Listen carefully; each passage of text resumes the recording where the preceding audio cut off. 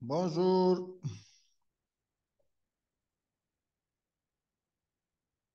et même Ahmada, ça va? Vous allez bien?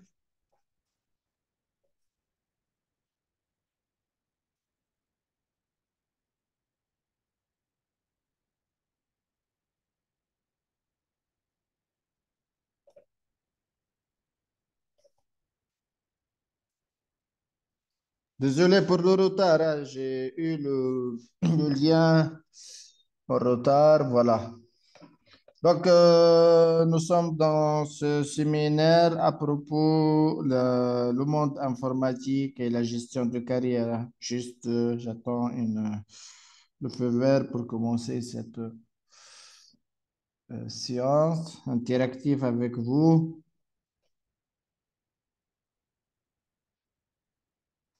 Hmm.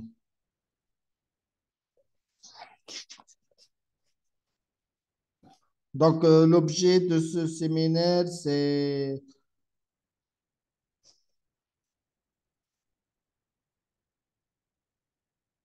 OK, juste un moment.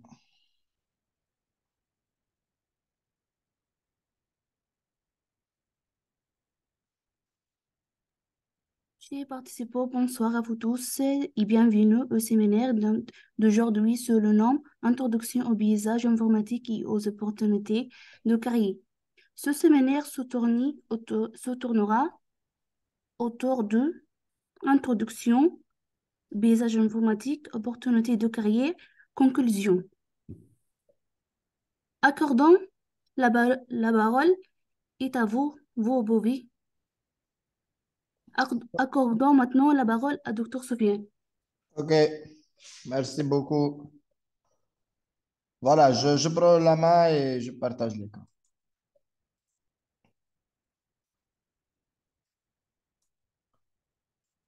Bon, l'objet de ce séminaire, c'est à propos d'une introduction sur le paysage informatique, hein, sur le domaine informatique et les opportunités de carrière. Voilà, je suis Soufiane Mahatli, l'instructeur de cette session et de conférencier. Et donc, je suis un enseignant dans le corps professoral du Mid-Ocean University. Voilà, donc on commence par une petite introduction sur le monde informatique. Donc, la définition de l'informatique. Donc, l'informatique, c'est quoi? C'est un ensemble de moyens digital. Ce sont des machines, hein. Donc, vous voyez ici des machines, des ordinateurs, des appareils photo, peut-être des smartphones, des smartwatches, voilà, des disques durs, des clés USB, du cloud computing, des serveurs, des systèmes d'exploitation. Et l'interaction entre eux, c'est à travers des réseaux locaux, Internet, tout ça, on peut le définir comme étant le monde informatique, hein. Et bien sûr, l'idée ici, c'est de creuser sur la tendance dans ce domaine, dans partout dans le monde, hein, quelles sont les opportunités de carrière, etc. Donc, au début, on va commencer par l'importance de l'informatique dans notre monde actuel, hein. Comme vous voyez, on utilise l'informatique partout dans notre vie quotidienne. On l'utilise dans les supermarchés, on l'utilise pour l'analyse des données, on l'utilise par exemple dans l'interaction entre les différents internautes, hein. Par exemple, je suis là dans un pays, vous êtes dans un autre pays, le modérateur, la modératrice dans un autre pays et nous sommes tous en communication. On peut l'utiliser aussi pour les jeux vidéo. Comme vous voyez ici, on peut l'utiliser dans les universités. Bien sûr, actuellement, la base de, par exemple, Midosh University, c'est d'utiliser le domaine digital ou l'informatique. Bien sûr, tout ça en ligne, hein. Donc, il n'y a pas de déplacement vers des universités bien déterminées. On va travailler tous dans un monde un peu virtuel, connecté à travers, bien sûr, des machines, etc. Et réellement, le domaine informatique, il est important pour tout le monde, hein, que ce soit des étudiants, que ce soit des internautes standards, que ce soit des professionnels, hein, peut-être des entreprises, etc. Et donc, c'est important. Donc, il va bien sûr pousser le travail hein, donc, dans l'entreprise, dans la recherche d'informations, etc. Et donc, elle permet réellement aux employés, par exemple, d'une entreprise, d'utiliser des outils efficaces qui leur permettent de gagner du temps. Donc, l'informatique, ça, nécessairement, on va gagner du temps. Hein. Et pour accomplir des tâches quotidiennes, par exemple, on utilise souvent des outils de traitement de texte, des logiciels de gestion, de recherche d'informations, des automatisations des tâches, etc. Et donc, l'informatique se sert de nombreux outils pour pouvoir transmettre ces informations. C'est un moyen de recherche, hein, donc on peut le considérer comme un avantage. C'est quelque chose de crucial dans notre vie quotidienne. Voilà, donc on va discuter un peu sur le contexte ou historique, un bref historique du monde informatique. Hein. Donc l'informatique, ça parvient avec, ça fait longtemps. Donc il y aura nécessairement informatique, c'est déployé sur le 19e et le 20e siècle et bien sûr, il est lié réellement à l'apparition de ce qu'on appelle les automates. Voilà, il y a, par exemple, il y a ceux qui sont considérés comme étant le père de l'ordinateur moderne hein, en inventant les machines. Et bien sûr, il y a l'explosion de ces différentes, bien sûr, environnements. Ça commence certainement dans les années 1960. Hein. Réellement, en 1960, on a commencé à utiliser de l'informatique s'est déployé donc, dans des universités, dans les ministères de défense, dans les États-Unis, etc. Voilà. Et il y aura aussi l'évolution du langage de programmation. Comme vous connaissez, il y a plusieurs types. Si on considère les premières générations des ordinateurs, et donc là, la première génération, elle correspond à du codage machine. On appelle ça un codage machine direct en binaire. Le deuxième, par exemple, on considère l'utilisation de ce qu'on appelle l'assembleur dans notre environnement. Le troisième, c'est le langage des langages évolués un peu comme étant le COBOL, le Fortran. Et maintenant, on parle de quatrième génération comme le Pascal, le C++, les données structurées, après les données, les langages, pardon, objets. Après, on va utiliser aussi le langage d'interrogation comme le SQL, etc. Cinquièmement, il y aura bien sûr l'apparition des machines en 1980, bien sûr, et après, ça sera l'explosion, le boom. Hein. Donc, il y aura de l'invention derrière et l'exploitation et la définition des différents systèmes d'exploitation existants. Donc, on a commencé par les machines Linux avec même dans Linux, il y a Unix et bien sûr, il y aura du développement derrière et après, il y aura l'apparition des machines Windows, etc. Voilà. Donc, c'est un peu de l'évolution du paysage informatique qu'on le considère. Les composants clés, comme vous voyez ici, les composants clés du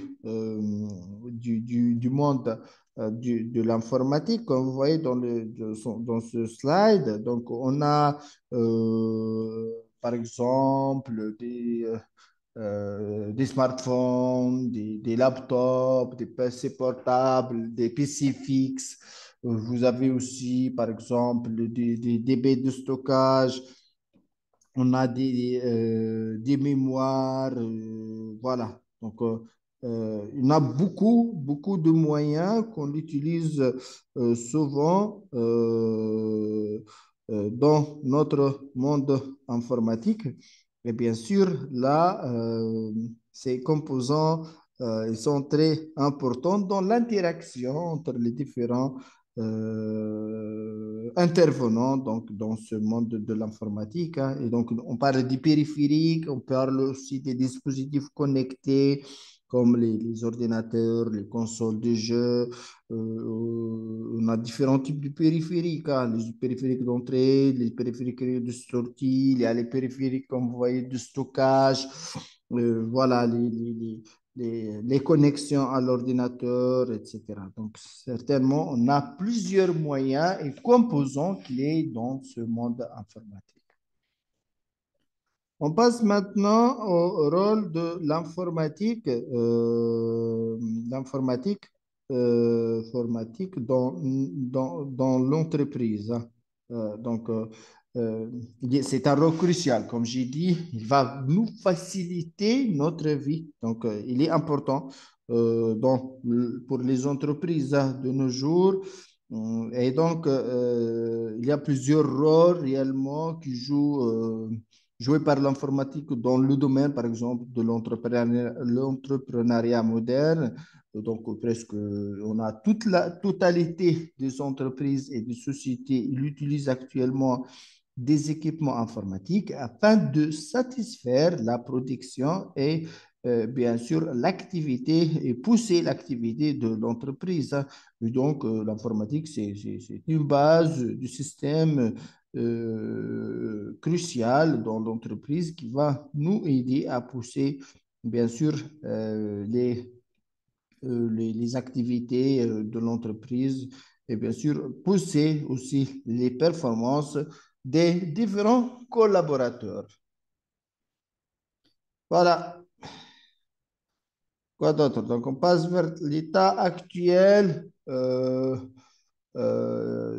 l'informatique. Donc là, l'état actuel, on a bien sûr l'état actuel, on peut discuter bien sûr sur plusieurs niveaux. Par exemple, si on parle de l'open source, hein, par exemple, on a deux mondes.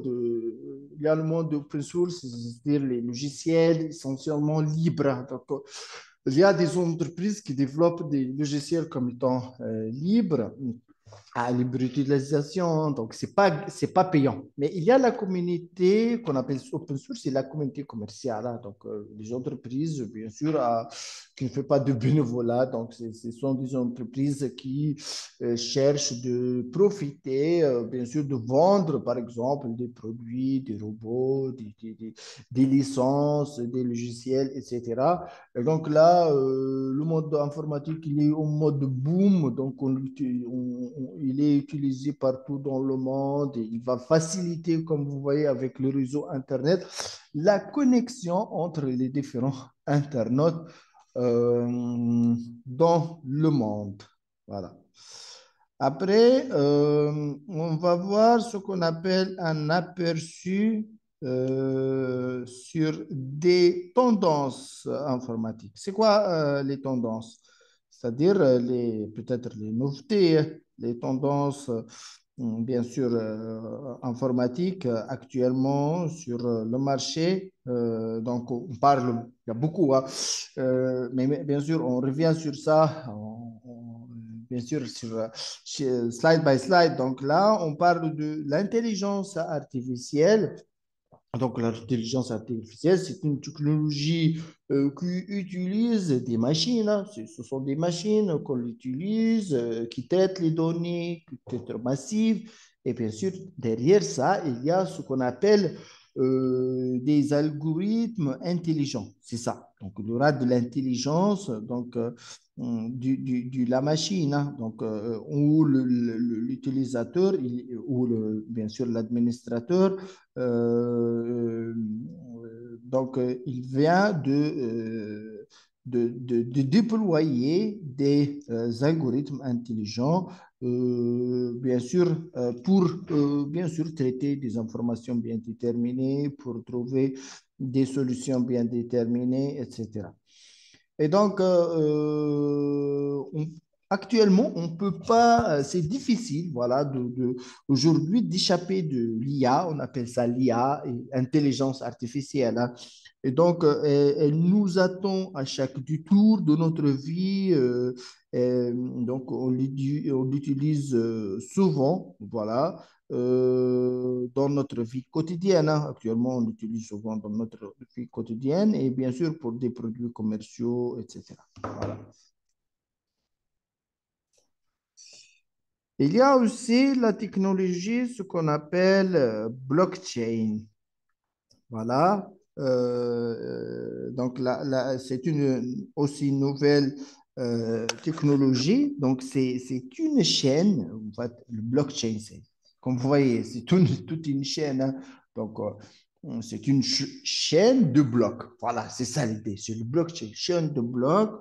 Elle est développée dans les années, dans l'année 2008. Voilà. C'est au premier lieu, c'est une technologie de stockage et de transmission de l'information. Il y aura de la transmission réellement. Voilà. Donc, elle offre en fait cette technologie donc offre de hauts standards de transparence et de sécurité. Donc là, on parle de la sécurité et comment rendre à travers des nœuds, comme vous voyez, hein, dans plusieurs nœuds qu'on va l'utiliser. Et réellement, avec cette technologie, on peut donner une autre dimension pour la sécurité. Voilà. OK. Il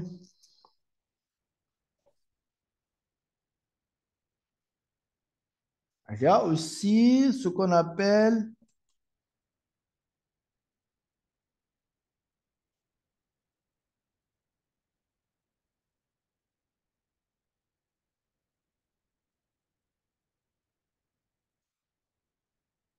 OK. On va suivre ces différents, bien sûr, les commentaires en parallèle. Si vous avez des commentaires, bien sûr, essayez de s'inscrire. Donc, la modératrice, elle dit, il faut s'inscrire dans le lien. Comme ça, vous allez avoir ce qu'on appelle euh, des certifications ou des attestations à la fin de la session. Vous voyez le formulaire, essayez de remplir, voilà, pour gagner un certificat. Voilà, donc après, on a la technologie cloud, hein, donc le cloud computing. Donc, il est très important dans notre vie quotidienne. Il est quelque chose important, donc on l'utilise souvent. Voilà. C'est quoi le cloud computing? On parle là des clouds, il y a des fournisseurs de cloud privés et publics, hein. Réellement, il y a les fournisseurs publics comme le Amazon Web Service, le Azure Cloud, le Oracle Cloud, etc. Google Cloud, GCP, Google Cloud Platform. On a les clouds privés au niveau des entreprises privées. Et donc, réellement, c'est quoi? C'est une infrastructure hébergée chez des fournisseurs du cloud et bien sûr avec une couche applicative à partir de laquelle je peux, peu n'importe votre emplacement géographique, je peux se connecter à cette infrastructure et je peux héberger des services, des ressources, des réseaux virtuels, des serveurs web, voilà, des jeux en ligne ou autres, hein, bien sûr. Il y a beaucoup de services qu'on va le consommer à travers ce cloud computing. Et bien sûr, là, c'est une tendance internationale qu'on utilise souvent parce que là, on va gagner en termes je vais louer simplement tout simplement le service et je ne vais pas investir beaucoup d'argent dans, bien sûr, les architectures actuelles. Voilà. Il y a d'autres technologies, hein, sur le Internet des objets ou Internet of Things, comme vous voyez les objets, les lampes, etc., les personnes, les smartphones, les voitures, voilà, tous les moyens, les équipements, ils sont connectés entre eux. Et l'idée là, je vais déployer ce qu'on appelle des capteurs sur et rendre les devices ou les équipements comme étant en communication, hein. Et là, on définit peut-être l'Internet of Things, il peut être en communication, bien sûr, avec le cloud computing, hein, parce que le cloud, c'est un moyen de centralisation, bien sûr, des informations collectées. Réellement, qu'est-ce qui se passe? Donc, dans le IoT, donc, qu'est-ce qu'on va faire? Donc, le IoT, il sert à, bien sûr, à collecter des informations, voilà, et les traiter. Voilà, c'est ça l'idée.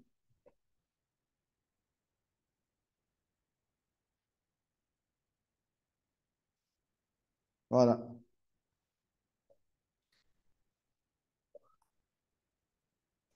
Il y a aussi le domaine de cybersécurité. Donc, la cybersécurité, c'est quoi? C'est que je vais protéger l'entreprise contre des attaquants, des hackers sur Internet pour, par exemple, pour éviter la divulgation des informations, pour éviter la divulgation des logins, des mots de passe. Voilà, des informations sensibles. Donc là, donc je dois protéger les informations en interne de l'entreprise contre ces attaques informatiques. Donc, c'est un domaine aussi tendance actuellement, que ce soit en on-premise, au local ou sur le cloud. Il y a aussi le domaine, ce qu'on appelle Big Data et analyse de données. C'est quoi le Big Data? Donc, réellement, le Big Data, c'est tout ce qui est en volume, des données volumineuses. Donc, ce sont des données volumineuses, ce sont des bases de données dans lesquelles je vais sauvegarder des informations. Et donc, réellement, qu'est-ce que je vais faire? Je vais étudier et bien sûr analyser, peut-être après, à la fin, je vais analyser ces données-là. Et donc, ce domaine, il est très, il est promoteur. Toutes les entreprises, ils ont des données sauvegardées. Donc là, c'est quoi le but? Le but, c'est quoi? C'est de traiter ces données efficacement pour qu'on puisse, euh, voilà, donc pour qu'on puisse bien sûr analyser ces différentes informations. Donc, et même là, il pose la question sur la notion IA, SPAS et SaaS du cloud. Donc, l'IA, c'est quoi? C'est Infrastructure as a Service, c'est-à-dire je vais déployer de l'infrastructure sur le cloud. Par exemple, une infrastructure, c'est comme quoi? C'est les machines virtuelles. C'est comme étant une machine physique, hein, mais elle est créée virtuellement. Donc, on appelle ça du IaaS. Dans le IaaS, l'utilisateur a plus de degrés de liberté, bien sûr, à gérer, par exemple, les systèmes d'exploitation, à installer des antivirus, à protéger son endpoint. Par contre, dans le PaaS, c'est quoi? C'est que la machine, elle est managée par le fournisseur, c'est-à-dire dans les IaaS. C'est le client qui va gérer la machine. Donc, dans le PaaS, le client, c'est l'hébergeur qui est le fournisseur de classe qui va préparer cette machine et à vous de seulement, tu vas s'intéresser seulement à la partie code. Dans le SaaS, essentiellement dans les serveurs web, hein. Dans le SaaS, on parle là ce qu'on appelle le software as a service. Et réellement, c'est-à-dire j'utilise le cloud c'est comme étant un logiciel. Un des études de cas le plus reconnu, c'est l'utilisation de Microsoft 365 si vous voulez. Il est hébergé sur le cloud Azure. On l'utilise souvent pour la gestion de la messagerie, de Outlook, du Teams, etc. Donc là, c'est un peu un flash donc, sur l'explication entre la différence entre ces trois différentes thématiques qui sont bien sûr, le IaaS, le PaaS et le SaaS. Il y a aussi ce qu'on appelle la technologie ou ce qu'on appelle la réalité virtuelle et la réalité augmentée. Donc là, ce sont des technologies qu'on utilise euh, actuellement, surtout donc, dans le domaine de vidéo, le domaine, bien sûr, la visite virtuelle des... voilà, donc si je veux visiter, par exemple, je suis à Tunis et je veux visiter virtuellement un musée de Louvre, voilà, en France, par exemple, je peux utiliser des consoles bien déterminées là pour, bien sûr, étudier, voilà, et visiter virtuellement un emplacement bien déterminé. Euh, donc, réellement, il y a de la différence entre ces deux technologies, mais la frontière entre eux, c'est un peu flou, hein. Donc, réellement, c'est un peu flou. Et même, c'est un peu clair. Tu peux poser juste après la question, je peux vérifier avec toi, je peux revoir sur cette question. Réellement, la réalité virtuelle, c'est une évolution des techniques de représentation du monde à trois dimensions. Voilà, donc réellement, on a besoin, par exemple, comme les lunettes 3D. Vous connaissez les lunettes 3D? Ce sont des capteurs qu'on utilise de mouvement, par exemple, ou autre, hein. Et bien sûr, pour bien, ou des casques, par exemple, des casques de réalité virtuelle, des lentilles, etc. Voilà.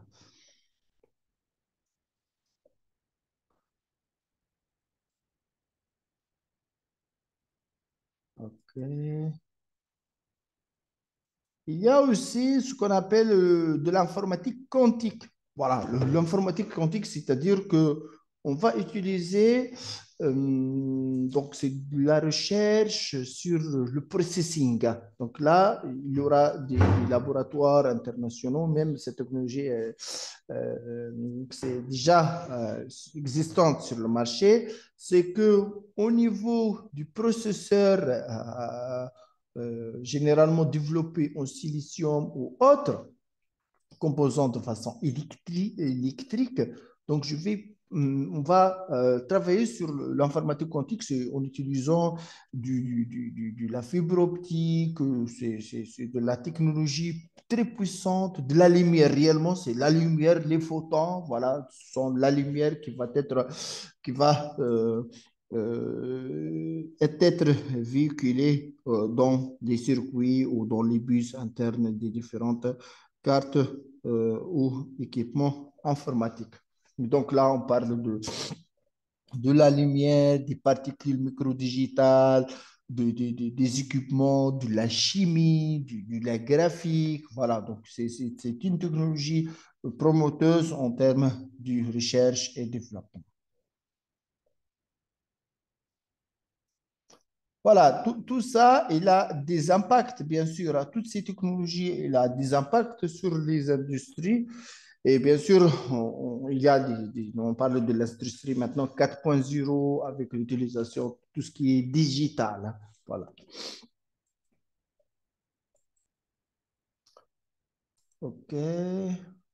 Maintenant, on passe sur la deuxième partie de ce webinaire. On parle là de ce qu'on appelle, euh, comme vous voyez, des opportunités de carrière. C'est-à-dire, lorsque vous étudiez bien sûr le domaine informatique, quelles sont les opportunités gagnées? Voilà.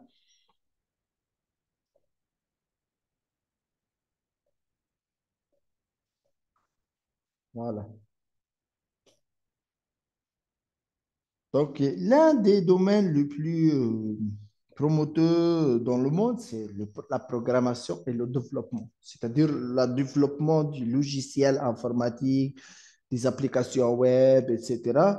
Donc, toute la partie de programmation, donc il faut avoir des skills dans la partie, les langages de programmation, hein, réellement dans l'algorithmique, dans les langages de tendance comme le Java et autres. Et il faut développer voilà, des applications, que ce soit Android, iOS, des applications desktop, voilà, des applications web, etc. Tout ça, il est bien développé et bien demandé partout, hein, partout dans le monde, même si vous voulez faire votre propre projet. Et donc là, c'est important d'utiliser ou de maîtriser, bien sûr, ces environnements.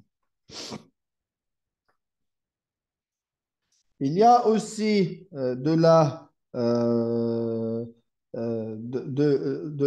administration réseau. Donc, l'administration réseau, c'est que c'est un administrateur réseau, c'est-à-dire qu'une personne qui est capable de gérer les réseaux informatiques, hein. Comme vous voyez, des câblages, des systèmes, des réseaux, de la sécurité réseau, de la configuration des switchers, des routeurs, le câblage, les réseaux virtuels, tout ça, ça entre dans la partie ou le métier du administrateur réseau informatique. Il y a aussi le domaine, comme vous voyez, cybersécurité. Et donc là, il y a plusieurs, bien sûr, plusieurs métiers, hein, dans le domaine cybersécurité. Il y a le security analyst, il y a les managers ou les gestionnaires. Il y a aussi ce qu'on appelle les pen testing, les gens qui font cherchent les vulnérabilités dans les infrastructures, dans le web, dans les serveurs. Il y a les gens qui font de ticketing ou de la surveillance, bien sûr, des infrastructures côté sécurité. Il y a ce qu'on appelle les SOC analystes, level 1, level 2, level 3, les SOC managers. Voilà, il y a aussi ce qu'on appelle les commerciaux du cybersecurity, hein. Donc, ce sont les gens qui font des sales ou de la vente des produits et des logiciels de cybersecurity. C'est un domaine plein de métiers, il est en plein essor et vous pouvez, bien sûr, en Medocean, on a toute une licence et master donc, qui peuvent vous préparer dans ce monde qui est trop demandé sur le marché et tout le monde y cherche réellement à protéger lui-même contre les attaques informatiques et bien sûr les vulnérabilités existantes. Il y a aussi le domaine sciences de données et analyse de données. Donc, les sciences de données, c'est quoi? Donc, réellement, la science de données, c'est la collection des données. Voilà, donc on peut collecter des données et on va les raffiner, peut-être ces données-là, et on va faire de la visualisation. Comme vous voyez, on va visualiser du courbe, etc.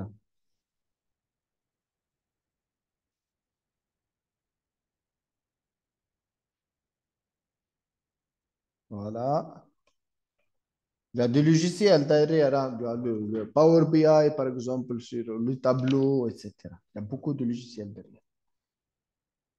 Il y a le cloud computing, il y a ce qu'on appelle les administrateurs cloud, les ingénieurs, l'architecte cloud, il y a les gens qui font de la security cloud, etc. Tout ça, c'est un domaine très promoteur, en plein essor, et vous pouvez bien sûr les utiliser, travailler là-dedans. Il a besoin de plusieurs compétences. Et bien sûr, je vous encourage de travailler, de creuser, d'utiliser ces moyens modernes, bien sûr, pour le cloud ou autre. Il y a la gestion de l'informatique, hein. Je suis un gestionnaire de l'informatique. Donc, réellement, c'est de l'informatique de gestion. On appelle ça appliqué à la gestion ou de gestion. C'est-à-dire, je peux déployer des logiciels, par exemple, pour le développement de l'entreprise, hein. Donc, par exemple, des systèmes ERP, de CRM, des logiciels de comptabilité, de finance, etc. Là, il va vous aider l'entreprise à maîtriser ses KPI, bien sûr maîtriser les coûts, etc. Donc, c'est un domaine aussi très promoteur et bien sûr, il est en expansion. Voilà, il est en cours de développement et bien sûr, il y a beaucoup d'embauches derrière. Voilà. Il y a aussi la conception de l'expérience utilisateur, c'est-à-dire les utilisateurs ou les concepteurs. Voilà, ils vont concevoir des interfaces côté utilisateur. Ils cherchent bien sûr l'ergonomie, ils cherchent l'expérience utilisateur, etc. Ce sont des designers, etc. Donc, web ou autres. Et donc là, on l'utilise, bien sûr, il y a beaucoup de travail et beaucoup de postes vacants partout dans le monde pour ce type de travail. Il y a ce qu'on appelle l'administrateur, comment? Système, hein. C'est quoi l'administrateur système? Généralement, dans les systèmes, on a les systèmes Linux, les systèmes Windows Server, etc. Et il y a d'autres, bien sûr, réellement, il y a beaucoup d'autres systèmes existants sur le marché. Et donc, l'idée ici, c'est que vous êtes capable de gérer un système, un serveur ou des baies de stockage ou, par exemple, des systèmes Windows ou des systèmes Linux. Tu dois être capable de l'administrer, de le sécuriser, etc. Il y a beaucoup aussi d'embauches dans l'administration système partout, surtout dans les entreprises, je parle surtout dans les entreprises. Il y a aussi les gens qui font de la conseil informatique ou ce qu'on appelle la support, c'est-à-dire que je dois supporter une entreprise réellement lorsqu'une entreprise a un système d'information, donc on doit le supporter. Peut-être qu'il y aura certainement des problèmes réseau, des problèmes du logiciel, des problèmes des applicatifs, on doit supporter la sécurité, etc. Et donc là, vous devez être capable, il y a des postes de conseiller, voilà, quelqu'un qui va vous aider, bien sûr, dans la partie dérangement, voilà, des problèmes dans votre infrastructure informatique. Voilà, tout ça, c'est l'Internet de façon générale, hein, donc les réseaux sociaux, l'utilisation, le marketing digital, voilà, le commerce en ligne, etc. Tout ça, c'est plein essor, voilà.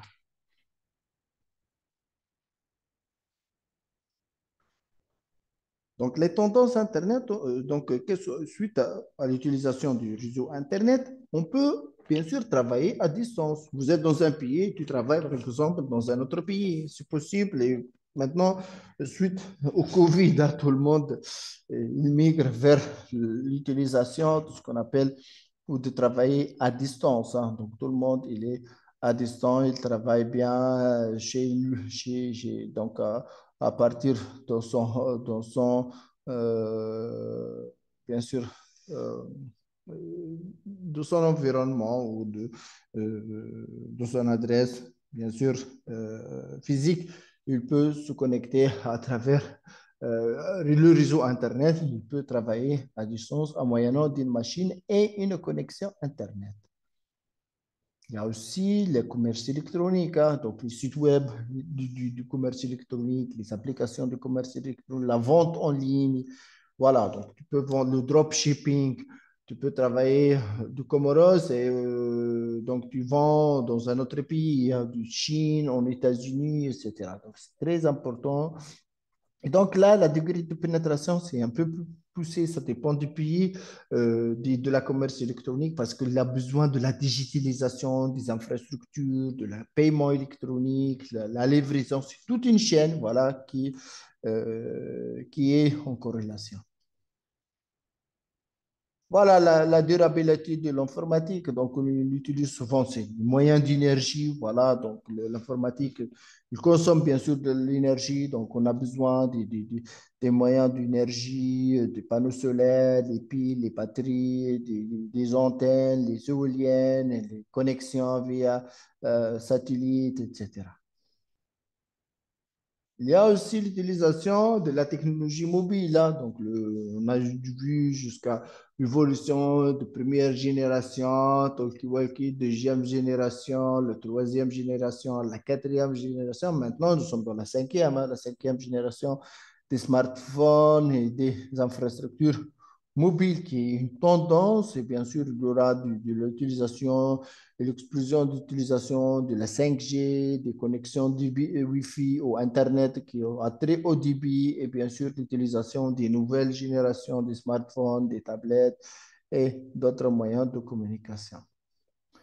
Bien sûr, l'informatique, on l'utilise souvent pour l'automatisation dans l'industrie, hein. Donc, toutes les industries, il est bien connecté via des réseaux Internet of Things, Internet des objets, pour bien sûr contrôler les différentes KPI de pression, de température, etc. Et donc, on doit automatiser avec du robot informatique qui sont bien sûr qui peuvent faire la même tâche de l'humain, hein, réellement, c'est ça.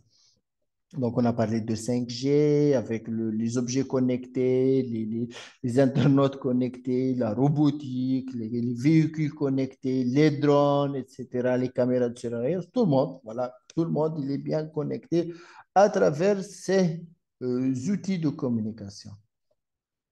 Il y a la robotique, hein, c'est en pleine expansion, on l'utilise souvent. Auparavant, on utilise la robotique essentiellement dans les usines, hein, mais maintenant, on l'utilise même dans les hôpitaux, dans les universités, voilà, dans les carrefours, ou ce qu'on appelle les grands espaces, etc., hein, dans le domaine scientifique. Bon, bon, c'est une machine, hein, qui est programmée à travers le monde informatique. Il y a aussi les technologies portables, les smartphones, c'est de l'électronique embarquée à travers, en utilisant l'informatique, bien sûr, soit pour développer des applications, soit pour les sécuriser. Donc, réellement, il y a une demande croissante de professionnels dans le monde informatique, hein. Donc, que ce soit dans votre pays ou partout dans tous les pays, il y a toujours, par rapport, si on compare l'informatique par rapport à d'autres métiers, c'est l'un des domaines les plus promoteurs, hein. Donc, il y a beaucoup de demandes, domaines, c'est à forte demande, voilà. Il y a beaucoup de perspectives d'emploi dans le futur. Voilà, donc c'est pour ça on va vous encourager, bien sûr, à aller sur ces métiers, à essayer d'étudier, bien sûr, de creuser dans ces technologies qu'on utilise souvent dans notre environnement. Sinon, voilà, et peut-être vous allez ouvrir vos propres startups, hein, ou vos propres entreprises, soit dans votre pays, etc. Il y a beaucoup de compétences à rechercher, les compétences techniques, les compétences dans le soft skills, dans la communication, dans l'anglais, dans ces technologies de pointe, etc. Il faut être compétent, bien sûr, pour que vous puissiez concurrencer les autres et pour avoir l'offre du travail que vous souhaitez. Il y a aussi des tendances salariales, hein. Donc il y aura beaucoup de... Donc les salaires dans le domaine IT sont un peu plus hauts par rapport aux d'autres domaines, bien sûr. Il y a des opportunités mondiales. Si tu veux pas travailler dans ce pays, tu peux trouver dans un autre pays, tu peux travailler en ligne, etc. Tu peux travailler en freelance, c'est-à-dire tout pour votre compte, etc.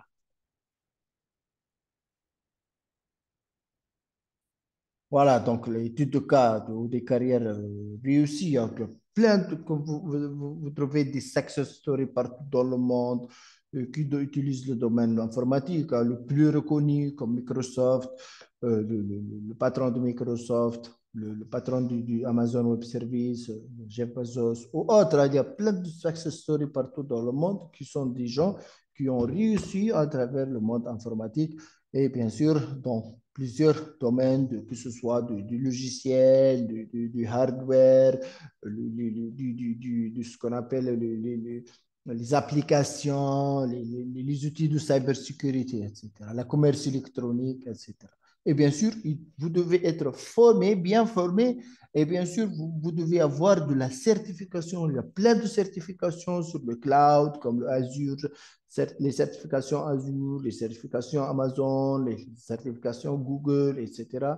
Il y a d'autres sur tous les produits de cybersecurity, on a des certifications qui vont vous aider, bien sûr, à décrocher ces offres d'emploi et vous pouvez travailler et pousser et booster votre skill technique partout, hein. Il faut faire du réseautage, bien sûr, le réseautage, il faut connaître les gens et bien sûr faire du développement professionnel. Comme ça, les gens, ils vont vous connaître et ils connaissent bien ce qu'on appelle compétences et ils peuvent, c'est-à-dire se connecter avec vous dans un business bien déterminé. Très important, le réseautage. Et voilà, donc je vous remercie pour votre attention. Voilà, c'est une présentation light sur, comme j'ai dit, le domaine informatique et ses opportunités de carrière. Voilà. Merci. Est-ce qu'il y a des questions, s'il vous plaît? Merci à vous, docteur Sofiane. Pour ceux qui ont des questions, vous laissez, s'il vous plaît, soit lever la main, soit l'écrire sur le chat. Ah, et même, tu cherches une architecture de référence? Hum, oui, je peux t'envoyer, sinon, bon, il faut googler, hein. Donc, il y aura de l'IoT sur Azure, il y a le IoT sur le Google, il y a le IoT sur le Amazon. Il n'y a pas réellement une architecture de référence, mais vous pouvez googler. Voilà ce que je recommande. Il faut googler, chercher quelques architectures et bien sûr, si tu trouves que l'architecture il est un peu étendue, essayez avec une petite maquette. Donc, réellement, qu'est-ce qu'on a besoin? Une carte électronique. Donc, il faut avoir une carte électronique. Par exemple, je peux te donner un ESP32, tu le cherches, ESP 32 avec des capteurs de température, d'humidité et autres. Donc, tu peux DHT11, je peux mettre DHT11 ou 22. Tu cherches des capteurs, d'autres capteurs, bien sûr, qui peuvent fonctionner avec ESP32. Enfin, ça suffit, hein. Donc là, vous pouvez travailler avec votre PC. Bien sûr, il y a plus un PC. Voilà. C'est le minimum à commencer.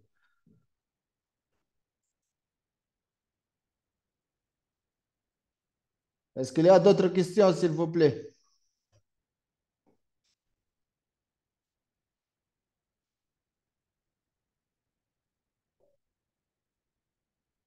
Ok, Imam.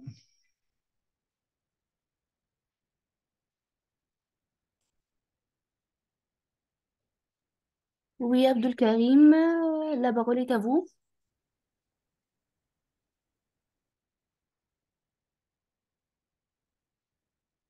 Hmm. Salam alaikum, j'espère que vous allez bien. Ouais. Je suis intéressé concernant le séminaire d'aujourd'hui parce que c'est mon domaine que j'étudie ici dans cette université. Mais j'ai une question à poser à notre professeur de l'informatique Ouais. concernant les examens en informatique. Parce que quand on écoute les vocaux là, votre son, ça diminue vraiment, on n'entend rien du tout. Quand on écoute les vocales des examens. Il y a des étudiants qui demandent Mhm. ce problème-là. Si l'autre examen qui va venir, il faut mettre un peu le volume dans les vocales là parce que Ok. ça, ça, Je ça vais marche pas vérifier, bien. hein. Je En vais plus, il y a des questions. vérifier. Ok. Voilà. Sans En plus, il y a souci. des questions qu'on ne comprend rien du tout concernant les vocales. Voilà, parce que Hmm. le son, c'est très, très, très peu. Voilà. Ok. C'est ce que je Peut-être il y voulais a un problème vous de dire. conversion. Ouais, ouais. Voilà, c'est ça. C'est ça ce que Ok, je voulais vous dire. ok, Abdou Karim. Ok, bien reçu. Ok, merci.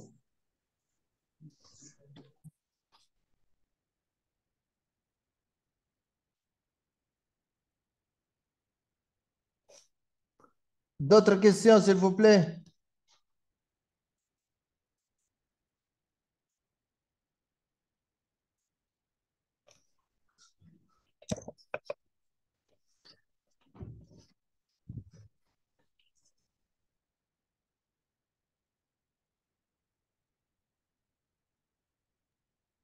Bon, à la de ce séminaire, voulez-vous ajouter quelque chose, docteur Sofiane? Bon, pour moi, voilà. Donc, réellement, bon, le séminaire, c'est à propos, comme j'ai dit, le monde informatique. Je pense que le paysage évoqué, c'est déjà à propos, si on le corrèle avec Mid-Ocean University, on a beaucoup de parcours sur le cybersecurity, sur l'administration, sur le réseau, etc., que ce soit en licence ou en master. Et donc, j'encourage les gens, même si vous voulez, vous êtes en licence, de poser vos candidatures dans le domaine, dans le master. Et voilà, donc comme ça, vous allez étendre votre chance, bien sûr, pour avoir plus de skills informatiques, et bien sûr, pour décrocher un bon travail après, hein. Voilà, c'est tout.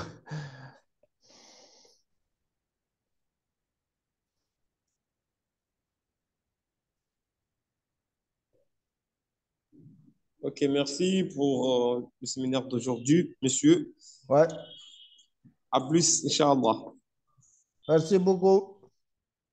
OK, à la prochaine. Merci à vous, docteur Sofiane, avoir accepté notre invitation. Merci également à tous les participants pour avoir participé au séminaire. Pour ceux qui n'ont jusqu'à maintenant pas inscrit au séminaire, veuillez s'il vous plaît vous inscrire pour recevoir votre certificat de participation à la de ce séminaire. Vous pouvez également suivre le compte officiel de l'université sur le Facebook pour être au courant des dernières actualités concernant les séminaires, formations, ateliers et l'inscription au programme d'études de l'université. Ou vous pouvez accéder au groupe des activités de l'université de Mid-Ocean via WhatsApp. Merci à vous tous et nous vous verrons, Inch'Allah, dans d'autres séminaires. Au revoir à vous tous. Au revoir, bye bye.